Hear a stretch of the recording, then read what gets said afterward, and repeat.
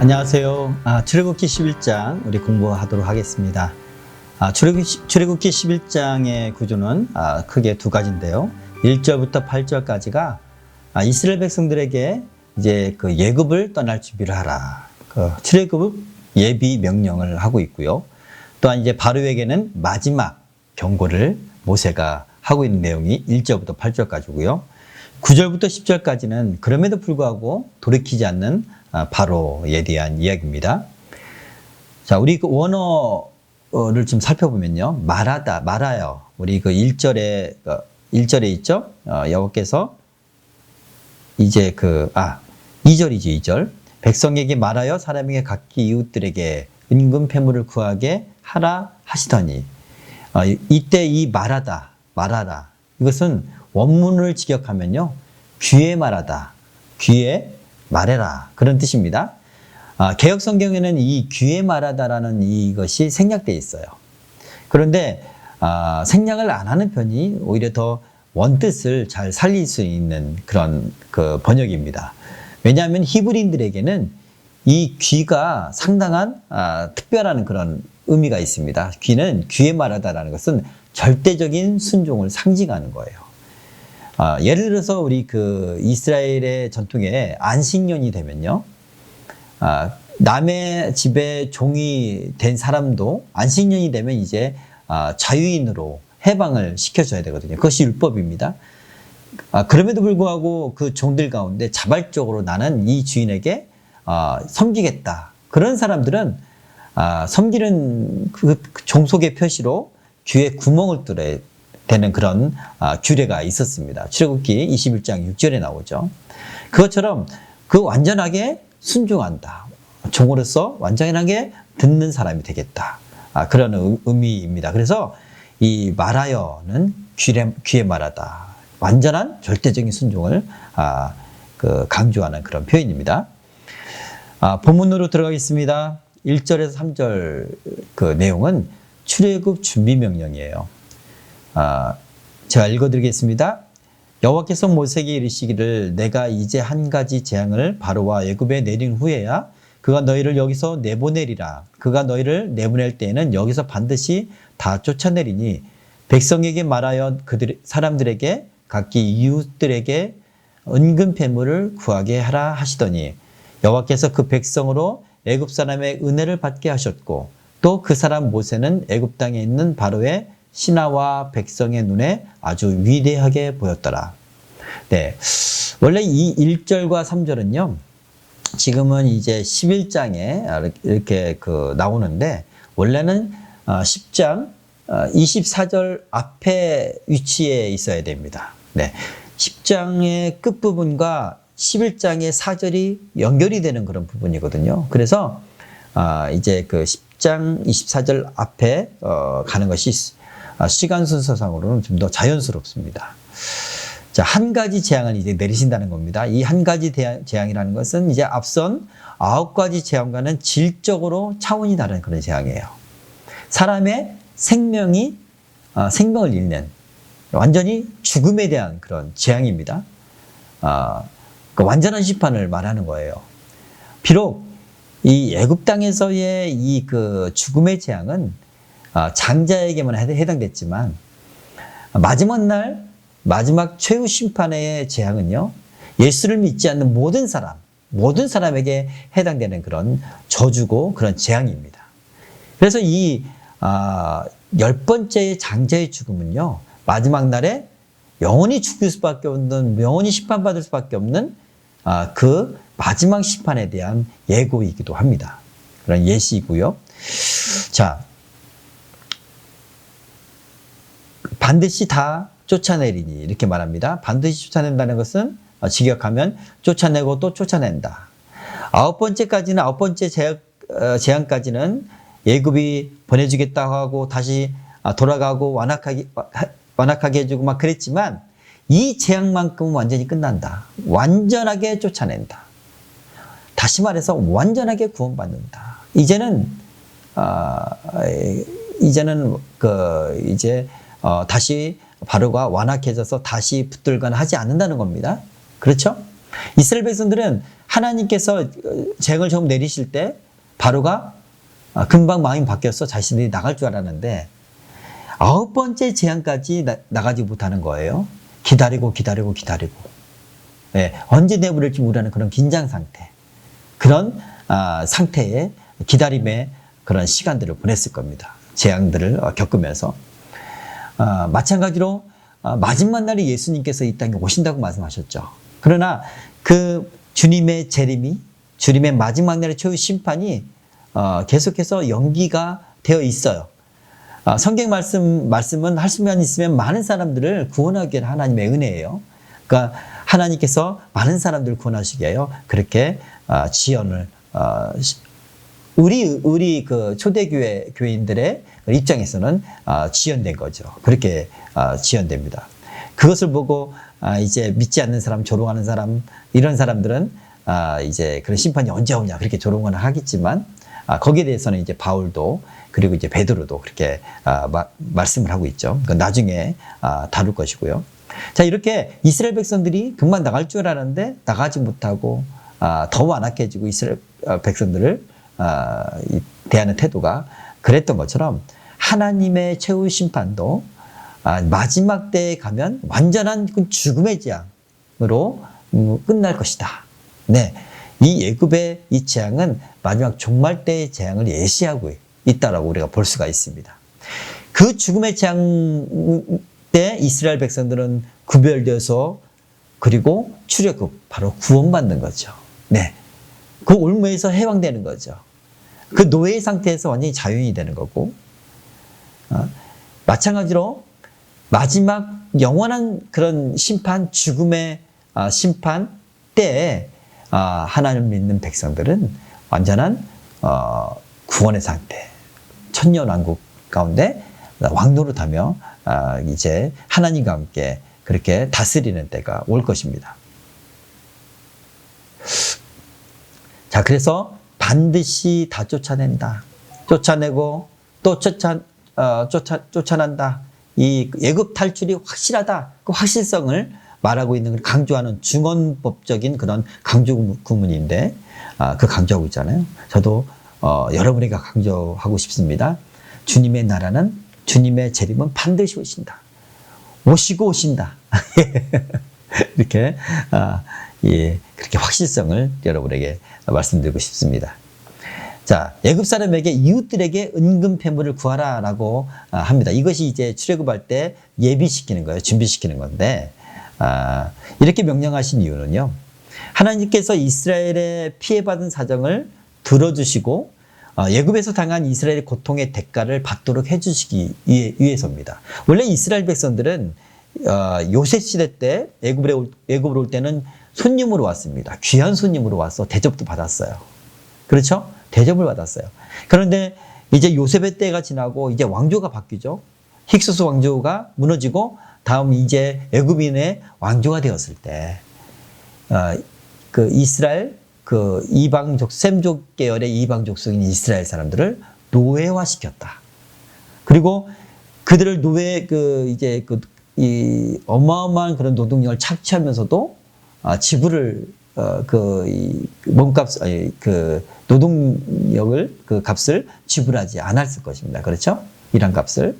그리고 더 나가서 이들의 수요를 줄이기 위해서 그들의 남자아이들을 죽이는 그런 일까지 했습니다. 그런 고통과 그런 어떤 핍박, 박해 속에 있었던 이스라엘 백성들, 그 억울함을 하나님 반드시 신원하신다. 하나님 반드시 갚으신다. 하나님은 반드시 그들에게 보상해 주신다. 우리가 그것을 잘 알 수가 있습니다. 여러분, 야곱이 그 삼촌 라반에게서 이제 진짜 노동력을 착취당하잖아요. 야곱이 고백합니다. 밤에 잠을 잘 못 잘 정도로 그렇게 열심히 일을 했어요. 그러나 품값을 라반은 몇 번이고 바꾸고 속입니다. 할 수만 있으면 안 주려고 그래요. 그래서 나중에 어떻게 합니까? 야곱이 나뭇가지를, 신풍나무와 이런 나무가지를 벗겨서 양떼들 마시는 물가에 꽂아 놓잖아요. 말합니다. 내가 얼룩진 것이나 점 있는 것이나 아롱진 것들, 이런 동물들은, 이런 양들과 염소는 내 것으로 들리고 그러지 않은 것은 삼축겁니다라고 하잖아요. 그랬을 때 하나님께서는 야곱의 이 양떼들이 많이 태어나게 하셔요. 여러분, 그 나뭇가지 얼룩덜룩한 걸 본다고 해서, 염소와 양들이 그걸 본다고 해서 그런 새끼를 낳는다는 과학적이지 않잖아요. 이거 하나님의 은혜입니다. 그 라반에게서 20년 동안 봉사하고 다시 가나안 땅에 돌아와야 될 야곱의 입장에 12명의 아들들과 그 가식소들을 데리고, 야곱에게는 하나님의 나라를 이루는데 필요한 그런 자원들이 필요해요. 재물들이 필요하고 물질들이 필요합니다. 그 삶의 영위에 나가기 위해서 20년 동안 그렇게 일한 값으로 충분히 받을 수 있을 텐데 못 받으니까 하나님이 그런 방식으로 야곱을 축복해 주신 거예요. 보상해 주신 것입니다. 우리가 그런 차원으로 이해할 수가 있겠습니다. 여러분은 어떤 공동체에 속했든지, 또 어떤 직장에 속했든지, 여러분 어떤 사역지에서 여러분 품값을 제대로 받지 못하거나, 또는 억울함을 당하거나, 또는 여러분은 하나님 말씀대로 행하고 하나님 뜻대로 행하는데 미움을 당하거나 그러잖아요. 하나님 반드시 신원하시고요. 그리고 여러분은 반드시 보상해 주십니다. 그런 하나님임을 우리가 믿었으면 좋겠습니다. 네. 그리고 또한 은금패물을 이렇게 구하라라고 하나님 명령하신 두 번째 이유는요. 이 이스라엘 백성들이 노예인 그런 민족이 아니다. 지금 이제 하나님이, 여호와 하나님, 이스라엘 백성들이 섬기고 믿는 여호와 하나님이 애굽의 모든 신들을 심판하고 그 이적을 통해서 바로까지도 이제 굴복을 시키잖아요. 이 영적으로 뿐만 아니라 이런 우리의 그 현실 세계에서도 이스라엘 백성들이 승리한 거예요. 하나님 믿는 백성들이. 하나님 말씀대로 했을 때 하나님 말씀이 이루어지고, 그리고 애굽의 그 어떤 심판이 내려졌으니까 승리한 겁니다. 그러니까 노예 민족이 아니라, 노예 국가가 아니라 이제 승전국이다. 승전한 그런 민족으로서 마땅히 받아야 될 전리품을 획득한 겁니다. 여러분, 전쟁을 하면요, 그 전쟁을 하고 나서 승리한 나라는 전리품을 받게 돼 있어요.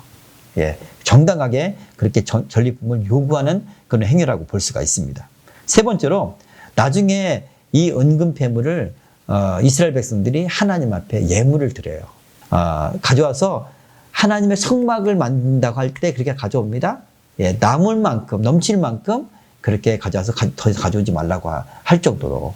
그래서 그것을 하나님의 성막을 만들고 성소 안에 귀한 어떤 하나님의 거룩한 어떤 성물들을 만들게 되죠.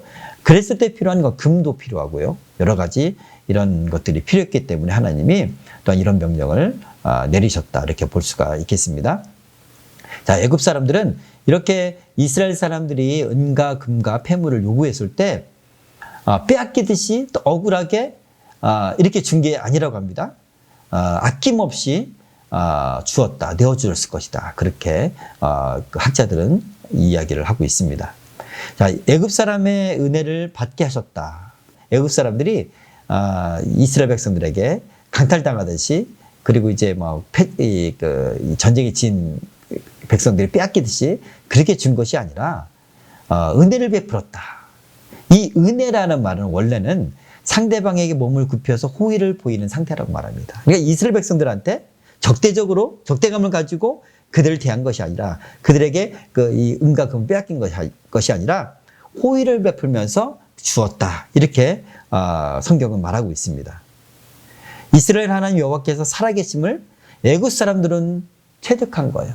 눈으로 본 거예요. 그래서 삶 속에서 여호와 하나님을 알게 된 것입니다.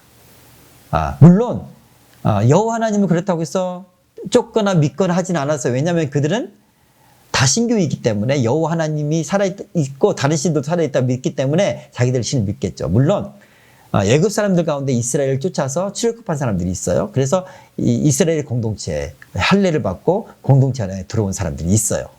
이렇게 하나님의 역사심을 봤기 때문에 그렇겠죠. 자, 애굽 사람들이 그 위대하신 여호와 하나님의 실존을 깨달았기 때문에, 체득했기 때문에 그 백성들을 보는 눈이 달라진 거예요. 천대하는 민족이 아니라, 천대할 수 있는 민족이 아니에요. 유목민이라고 경멸할 만한 그런 민족이 아니었던 거예요.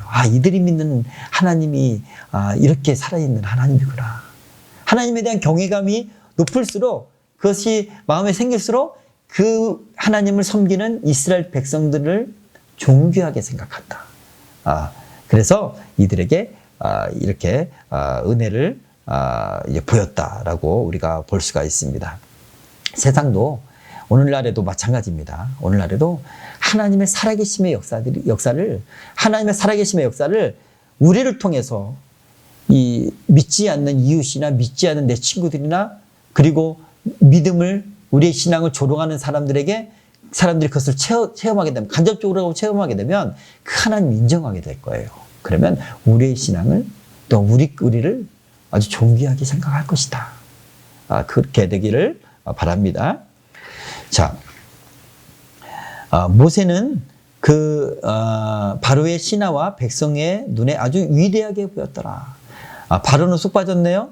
바로는 아직 완악하기 때문에 모세를 위대하게 보지 않고 있지만, 바로를 제하고는 모든 신하들, 아주 고관부터 백성에 이르기까지 모세를 어떻게 봅니까? 위대하게 봤다. 모세는 본래 한낱 미디안의 목동에 불과했잖아요. 그 목동에 불과했던 그 노인이 와서 하나님의 말씀을 전하고 그대로 이루어지는 걸 보면서 이 하나님의 선지자 모세를 마치 하나님 대하듯이 그렇게 위대하게 봤다라는 것을 우리가 볼 수가 있습니다. 이 말씀은 출애굽기 7장 이전에 하나님께서 모세에게 예언하셨습니다. 그 말씀이 성취됐는데, 너로 바로에게 신이 되게 하리라, 그렇게 말씀하셨죠. 네. 4절부터 10절 이제 마지막 재앙을 예고하고 있는데요. 먼저 4절에서 6절을 읽어드리겠습니다. 모세가 바로에게 이르되, 여호와께서 이와 같이 말씀하시기를, 밤중에 내가 애굽 가운데로 들어가리니 애굽 땅에 있는 모든 처음 난 것은 왕 위에 앉아 있는 바로의 장자로부터 맷돌 뒤에 있는 몸종의 장자와 모든 가축의 처음 난 것까지 죽으리니 애굽 온 땅에 전무후무한 큰 부르짐이 있으리라. 네. 밤중에 들어간대요. 이 밤중은 지금 모세가 경고하고 있는 이 날을 말하는 게 아니라 6월절을 말해요. 예, 마지막 죽음의 재앙이 이를 때 이스라엘 백성들은 죽지 않죠. 이스라엘 백성들은 어린 양의 피를 바르면 그 안에 있으면 죽지 않았어요. 그래서 죽음의 재앙이 넘어갔습니다. 그래서 넘어가다, 유월하다, 6월절입니다. 그렇죠? 그 6월절 날 밤을 말하는 거예요. 이 밤중이라는 것은. 자, 유대 달력으로는 아비벌 1월입니다. 유대 1월 14일이고요. 네. 또는 니산월이라고도 하죠. 14일. 자, 오늘날 태양력으로는 3월 4월을 말한다고 합니다. 자, 내가 애굽 가운데로 들어가리니, 하나님께서 하늘 보좌로부터 직접 이 땅에 내려오셔서 애굽 땅에 오셔서 재앙을 또 심판을 내리신다라는 겁니다. 하나님께서 역사 이래로 많은 어떤 재앙들을 각 국가에 내리시겠지만, 특별히 대장을 내리실 때가 있어요. 완전한 재앙, 그런 재앙을 내리실 때가 있는데, 우리가 그 소돔과 고모라 이야기를 잘 알죠. 그때 그 도시의 타락상은 다른 도시와 비교할 수가 없을 정도로 완전하게 타락했어요. 하나님께서 그 천사들을 대동하셔서 직접 사람의 몸을 입고 이 땅에 오시잖아요. 그죠? 오셔서 보게 되고 또 심판하게 됩니다. 마찬가지로 이 애굽 땅에 하나님이 직접 오신다. 하나님이 직접 오셔서 심판하신다는 것은 무엇입니까? 그 심판의 강도가 엄청 세다는 거죠. 완전하다는 거죠. 대항할 수 없는 그런 심판이라는 거죠. 그런 심판은 바로 장자 죽음의 심판이었다, 그런 것을 알 수가 있습니다. 내가라는 말이 강조형으로 표현됐습니다. 하나님의 굳은 의지, 또 재앙의 절망적인 결과를 시사하고 있죠. 악한 세력에게는 완전한 심판, 하나님의 백성은 완전하게 하나님이 내려오셨기 때문에 보호하시는 그런 은혜가 있다는 것입니다. 자, 처음 난 것은 다 죽는다고 합니다. 자, 사람의 처음 난 것은 장자라고 말합니다. 장자는 아백이 있어서 기운의 시작이고, 가문에 있어서 혈통을 잇는 계승자예요. 아주 중요한, 그 가족의 대표성 있는 그런 인물이죠. 그래서 그 사람에게는 지도자적인 지위가 쥐어졌고요. 또 존귀함, 존대를 받았고요. 또한 다른 형제들보다 갑절의 제사를 받았어요.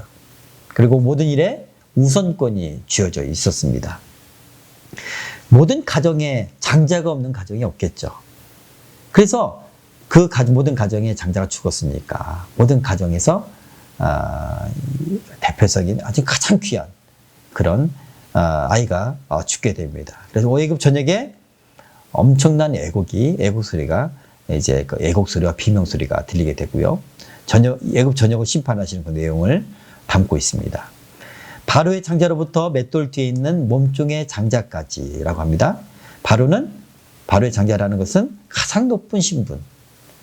인간의 힘으로서는 접근조차도 안 되는 그 높은 신분. 내 장자까지도 하나님 앞에 심판을 받는다. 인간이기 때문에. 네.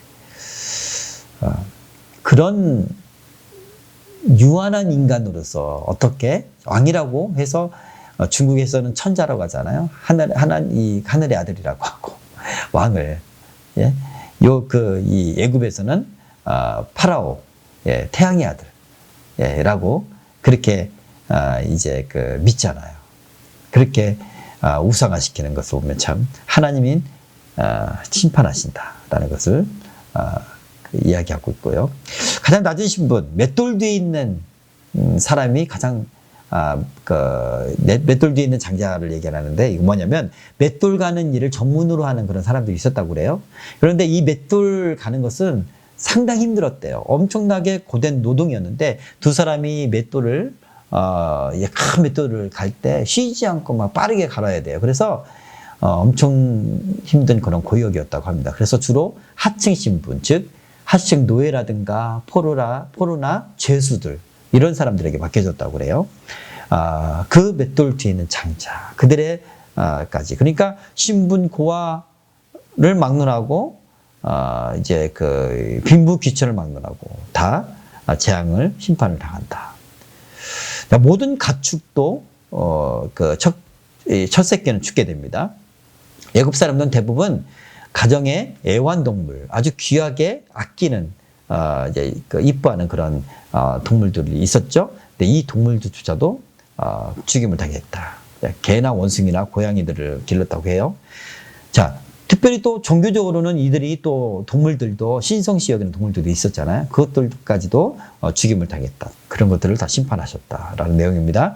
자, 7절부터 8절까지 읽어드리겠습니다. 그러나 이스라엘 자손에게는 사람에게나 짐승에게나 개 한 마리도 그 혀를 움직이지 아니하리니 여호와께서 애굽 사람과 이스라엘 사이를 구별하는 줄을 너희가 알리라 하셨나니 왕의 이 모든 신하가 내게 내려와 내게 절하며 이르기를 너와 너를 따르는 온 백성은 나가라 한 후에야 내가 나가리라 하고 심히 노하여 바로에게서 나오니라. 이스라엘 백성들이 살고 있는 그 고센 땅 그 지역에서는요.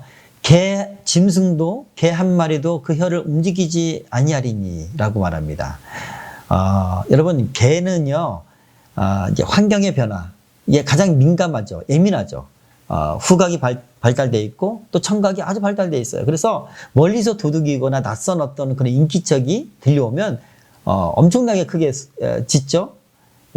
그 집 개만 짖습니까? 옆집 개 저기 동구 밖에 있는 개까지도 온통 그냥 모든 동네 개들이 다 짖어요. 엄청나게 시끄럽게. 여러분 시골에 살면 그런 풍경들을 많이 이제 경험하게 되는데 그렇게 개는 모든 어떤 크고 작은 그런 환경 가운데 예민해요. 이스라엘에 거하는 그런 지역은 개조차도 혀를 움직이지 않는다. 짖지 않는다. 무슨 뜻일까요?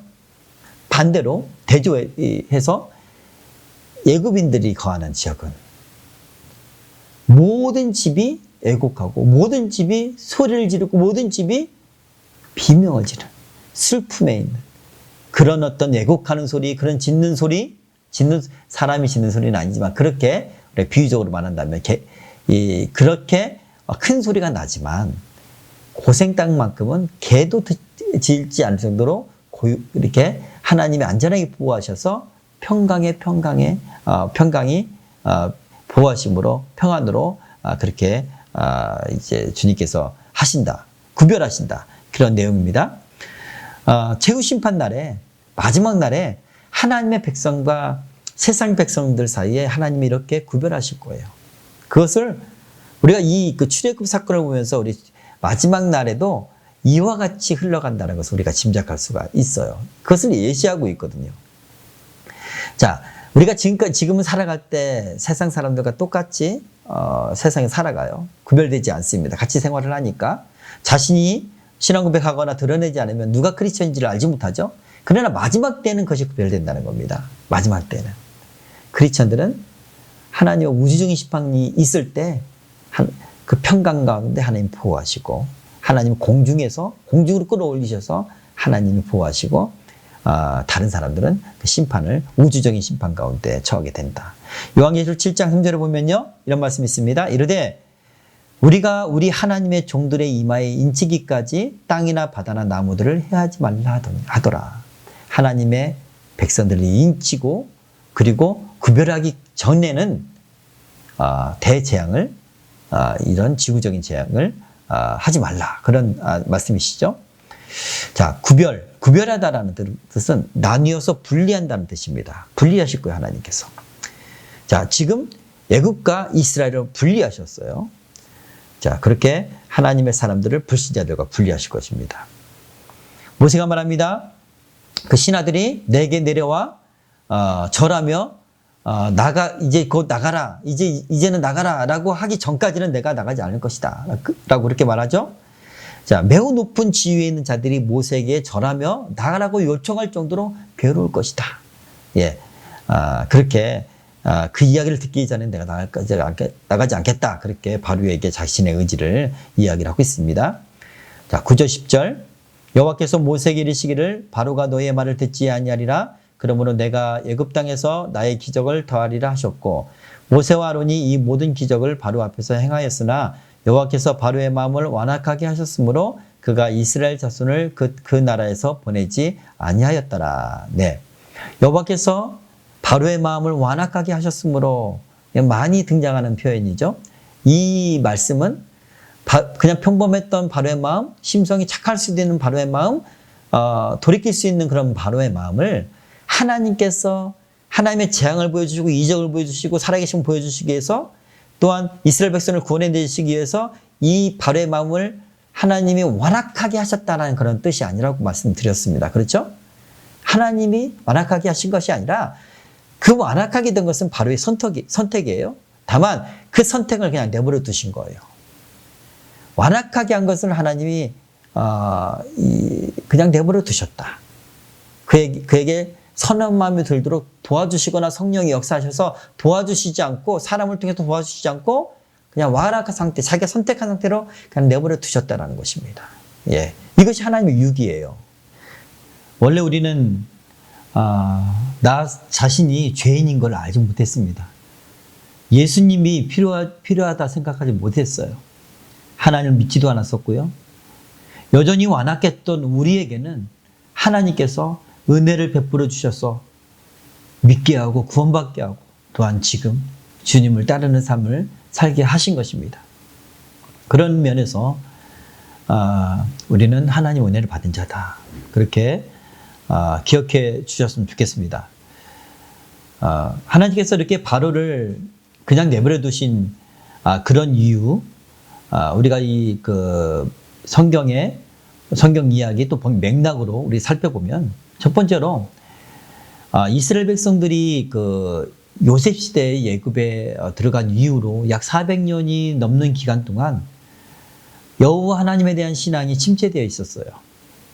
그곳에 사는 동안에 대대로 신앙의 전수가 되기도 했겠지만 애굽의 그 문화에 젖어서 그들의 종교와 영적으로 혼합된, 문화적으로 혼합된 그런 삶을 살았습니다. 하나님의 말씀과 하나님의 아브라함과 이삭과 야곱과 같은 그렇게 역사하셨던 그런 하나님의 은혜가 뚜렷하게 보이지 않는 삶을 살았습니다. 영적으로 침체된 그런 시기였어요.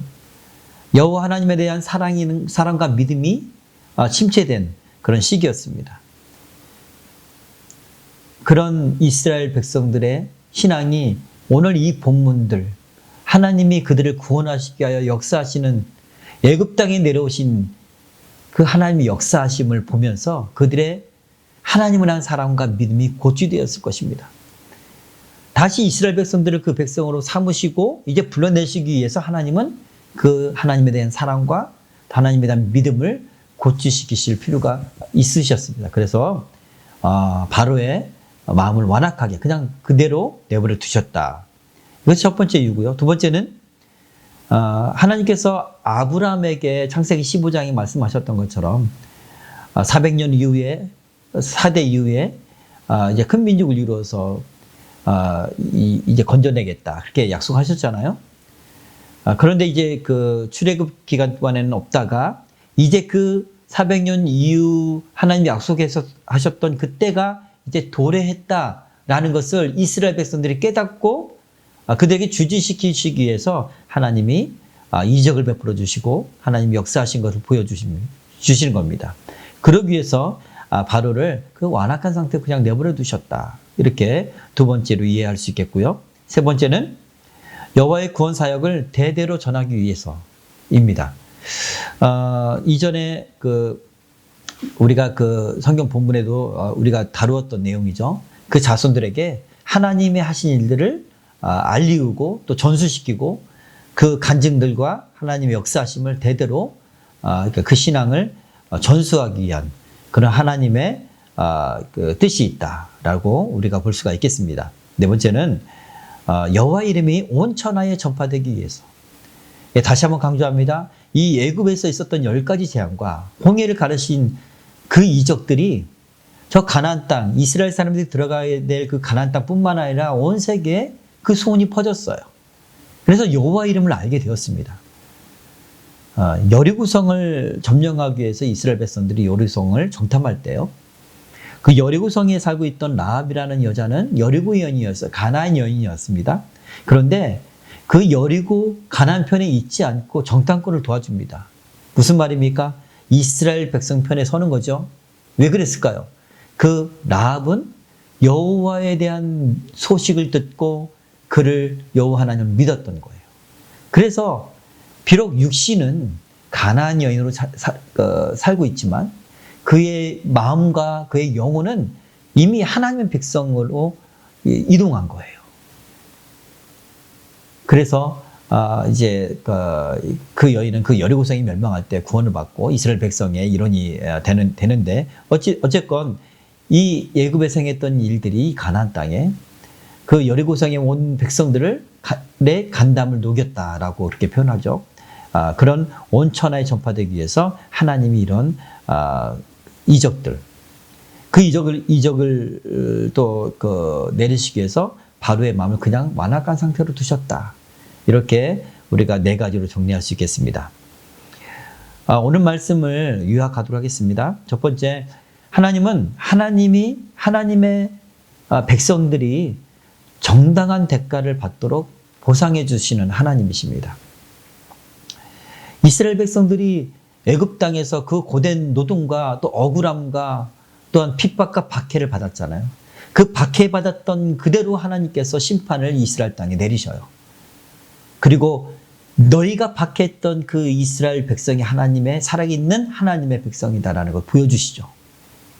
뿐만 아니라 그 애굽 사람에게 은혜를 받게 해서 그들의 금과 은과 폐물을 받도록 합니다. 고된 노동으로 아무런 품삯을 받지 못했던 이스라엘 백성들에게 물질적인 보상을 주시는 것입니다. 야곱의 일화로도 우리가 잘 알 수가 있죠. 20년 동안 그 삼촌 라반에게 봉사를 했지만 라반은 품삯을 제대로 주지 않습니다. 자꾸 바꾸고 속입니다. 야곱이 가나안 땅에 돌아와서 하나님 나라를 이루어야 되는데 12명의 그 자녀들과 함께 또한 많은 식솔들과 함께 살아가야 되는데 그런 기반이 없으면 안 되잖아요. 그렇죠? 하나님은 우리에게 물질이 필요한 것을 아십니다. 필요한 것을 아셔요. 무엇이 필요한지. 우리를 풍성케 하기를 원하십니다. 그러나 악인들은 우리를 풍성하지 못하게 한단 말입니다. 라반은 그에게 품삯을 주지 않았어요. 그래서 어떻게 했습니까? 야곱은 신풍나무와 이런 나무 껍질을 벗겨서 양과 염소들이 물 먹는 그곳에 이렇게 꽂아 놓잖아요. 그것을 보고 그 양과 염소들이 새끼들이 점 있는 것과 아롱진 것이 나오는 거예요. 야곱이 그 라반과 계약을 했거든요. 점 있는 것과 아롱진 것은 야곱에게 돌리고 그 외에는 다 삼촌 겁니다라고 했을 때 누가 그런 이 새끼들이 많이 나올 줄 알았겠습니까? 그렇죠? 그리고 나무를 꽂는다고 해서 얼룩진 나무를 꽂는다고 해서 그런 새끼가 나온다는 건 과학적이지 않잖아요. 이것은 하나님의 은혜인 거예요. 하나님의 은혜. 야곱에게 보상하기를 원하는, 라반은 속이고 빼앗고 주지 않으려고 했지만 하나님은 그것을 하나님 직접 하나님의 은총과 이적으로 야곱에게 주시는 모습을 볼 수가 있습니다. 그래서 야곱이 가나안 땅에 와서 한 족장으로서 이 그 구속사의 그 유업을 이제 이어받은 그 족장으로서의 삶을 살아내릴 수 있도록 하나님께서 보상해 주셨다. 여러분, 여러분의 삶 속에서도 하나님은 보상해 주십니다. 여러분이 만약에 크리스천인데 장사를 해야 된다. 장사를 하는 그런 어떤 그 상인이다. 다른 사람들은 그런 이야기를 많이 듣죠. 크리스천들도 속이고 또 크리스천들도 바가지 씌우고 저울을 속이고 율법에는 저울을 속이지 말라고 그래요. 그러나 그렇게 해서 돈을 많이 번다는 겁니다. 여러분, 세상 사람도 그럴 수 있습니다. 그것이 죄악이에요. 그러나 크리스천은 그런 죄악대로 살아가면 안 되잖아요. 믿음으로 살아야 돼요. 비록 내가 다른 사람들은 다 그걸로 속여서 많은 이익을 얻는다 하더라도 나는 이익을 얻지 않고 비교해서 나는 손해보는 것 같은 느낌이 든다 할지라도 여러분, 정직하게 행하고 말씀대로 사십시오. 그러면 비록 남을 속여서 이익을 얻지 못한다 하더라도 하나님께서는 그 이익 이상을 보상해 주시리라 믿습니다. 왜냐? 하나님 살아계시니까요. 믿음으로 행하고 있는 여러분의 중심과 여러분의 행동을 보고 계시니까요. 여러분, 어떤 공동체나 여러분의 직장이나 이런 사역이나 이런 어떤 곳에서 여러분 하나님의 뜻대로 행하실 때요, 미움을 당할 수가 있고요, 억울함 당할 수도 있고요. 그렇습니다. 때로는 경멸을 당할 수도 있고요. 그러나 하나님의 때가 되면요, 하나님은 그것을 역전시키고 반전시키십니다. 여러분이 정말 하나님의 사람이고 하나님 뜻대로 행했다는 것을 여러분을 핍박하고 미워했던 사람들이 알게 될 거예요. 하나님 그렇게 하시는 분이에요. 그렇게 보상하시는 분이에요. 애굽 사람들이 바로가 그 이스라엘 사람들, 그 노예로 여겼던 그 경멸했던 그 유목민들을 하나님의 살아계시는, 자기들은 심판하신 하나님의 백성들이란 것을 인정하고 존귀히 여기잖아요. 하나님은 그렇게 여러분을 보상해 주실 것입니다. 그런 하나님을 믿고 여러분 삶 속에 믿음으로 행하십시오. 여러분, 하나님은 그런 믿음을 보십니다. 만약에 주일날인데 주일날에 식당을 열거나 주일날에 어떤 장사를 해야 되는 그런 직업이 있는 사람이 있을 거 아니에요? 주일날에 열지 않으면 손해본다. 그러나 나는 믿음으로 거룩하게 주일을 성수하겠다. 그럼 믿음으로 하십시오. 손해보는 것 같죠? 아니요. 하나님 살아계십니다. 하나님은 채워주시고 보상해 주십니다. 사람이 상상할 수 없는 그런 방법으로 하나님은 그 모든 것을 보상해 주신 하나님. 그게 살아계신 하나님. 그러니까 살아계신 하나님이신 거예요. 여러분, 식당을 해야 되는데, 크리스천으로서 식당을 해야 되는데 술을 팔지 않으면, 고기와 함께 술을 팔지 않으면 장사가 안 될 것 같다. 그래서 술을 파는 것은 좋은 것은 아닌 것 같은데, 식당이니까 술집이 아니야. 스스로 그렇게 생각하고 같이 팔아요. 장사하기 위해서. 그런 분들이 있어요. 그러나 여러분, 우리는 술을 팔지 않고 고기만 파는 그런 정말 크리스천 사장이 운영하는 가게를 해보십시오. 믿음으로 해보십시오.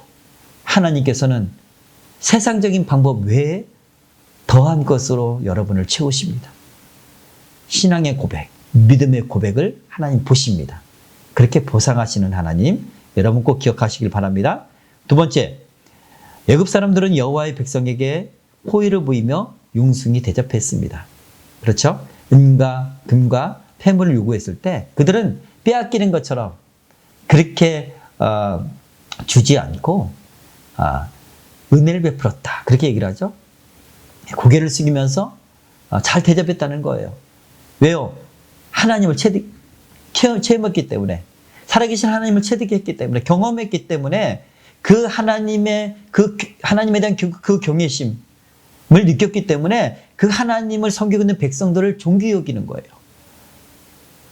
여러분, 여러분의 삶 가운데 하나님의 일들이 나타나 보십시오. 여러분의 삶 가운데 여러분이 하나님의 뜻대로 행하다가, 하나님 말씀대로 살다가, 순종하며 살다가, 세상 사람들 보기에는 어리석고 참 왜 그런 삶을 사는지 모르겠다고 그렇게 비판하는 그런 삶을 살다가 여러분의 삶 가운데 하나님의 은혜와 하나님의 역사심이 나타난다는 것을 그 사람들이 보기라도 한다면, 그래서 하나님에 대한 경외심을 느낀다면 여러분을 존귀 여길 거예요.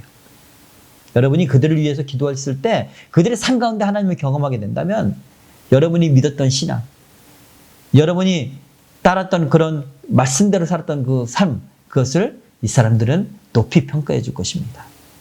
그리고 여러분에게 선대할 거예요. 애굽 사람들이 이스라엘 백성들에게 했던 그대로 여러분에게도 이제 세상 사람들, 믿지 않는 사람들이 여러분에게 하리라고 믿습니다. 그런 날이 속히 오기를 바랍니다. 세 번째, 애굽의 재앙 가운데서도 이스라엘 백성들은 완전한 평강 가운데 거했습니다.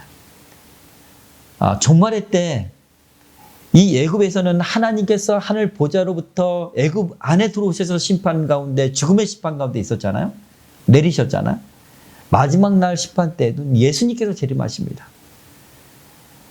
적그리스도가 지배하는 그런 세상 속에서 7년 대환란은 우리가 겪겠지만, 그것은 이 전 우주적인 불재앙과 전 우주 이 지구를 심판하는 그런 재앙과는 비교할 수가 없습니다. 주님께서 우리를 공중으로 들려 올라오게 하실 거예요. 데려감을 받는다 했습니다.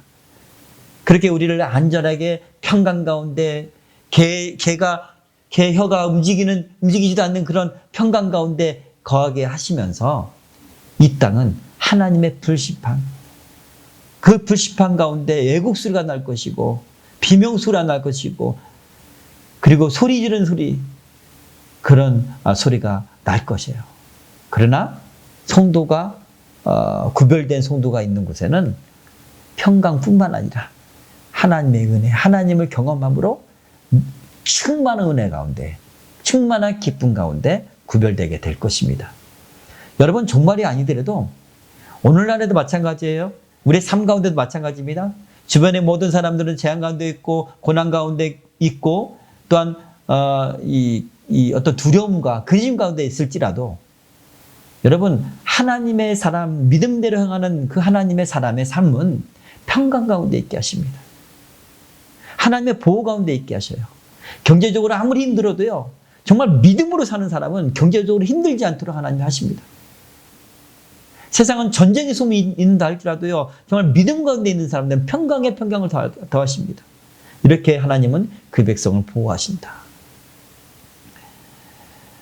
물론 순교도 당하기도 하고 그 환난과 그 전쟁의 소용돌이 속에서 피해를 입기도 하겠죠. 그러나 그런 성도들 삶조차도, 그 심령조차도 평강 가운데 있게 하신다. 우리 스데반을 보면 기억하시죠? 예, 다른 사람의 다른 사람들이 그런 고난 겪고 그런 돌 발매질을 당하면 고통 가운데 소리 지르면서 고통을 느끼면 죽겠지만, 스데반은 어땠습니까? 스데반은 얼굴이 천사와 같이 평강 가운데 예수님 바라보면서 순교하는 모습을 보지 않습니까? 마찬가지입니다. 이 땅에서 우리가 예수 믿는 사람들은, 또 믿음으로 서 있는 사람들은 어떤 상황이라도 하나님이 평강 가운데 우리를 보호하신다. 여러분 믿으시길 바랍니다. 자, 이렇게 출애굽기 11장을 마치도록 하겠습니다. 감사합니다.